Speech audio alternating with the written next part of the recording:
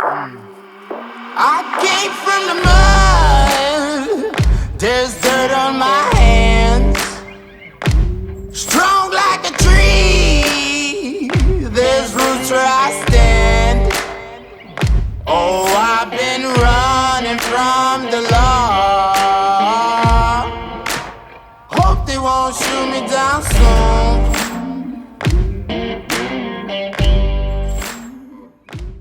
Turbo trainer or not turbo trainer? Biggest question that we're always being asked. I love all the formats we got, you know, like in terms of like Zwift is obviously the biggest one that most people are going to utilise. Where the downfall of some of these, you know, like training on like the turbo trainer forever, using ERG, it's the biggest nightmare when it comes to learning how to use gears. Like people are getting controlled by like the computer all the time. Like if you've got like a simple ride, then yeah, you can stick it in ERG. But where I never want my athletes to use ERG is when we're doing like specific workouts, because you're just being controlled by, you know, like the computer.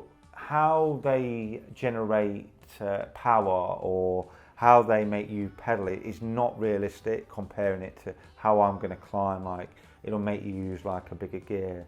And what you've always got to remember when it comes to like pacing, that you want to train for the demands of the course. So if it's rolling, then how I'm going to train for that is very different like if it's flat.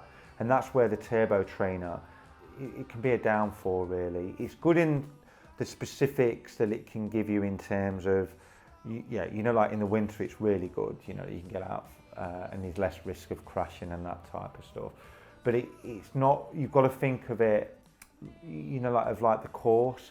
So I always ride Zwift as, you get like inertia from Zwift, you know, like you can feel, you know, like you go down a hill, it'll give you like this inertia. So if I'm riding Zwift, what I try and do is then I'll gear down, do you know what I mean? Like, oh, I'm going downhill now, I want to build my speed.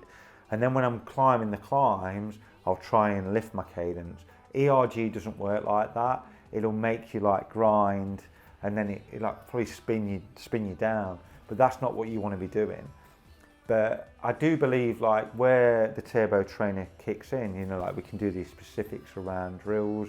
It can be a very controlled environment, which is what we want. It's really good for, you know, like we can do things around like heat, you know, especially into the winter. It's good for that kind of stuff. Like to become a great cyclist, no one has ever run like the Tour de France by riding indoors like all the time. I get it can be hard for some people, you know, like you're living in the city, you know, like you're restricted to time. Again, that's where the turbo trainer is an advantage. You can jump onto it.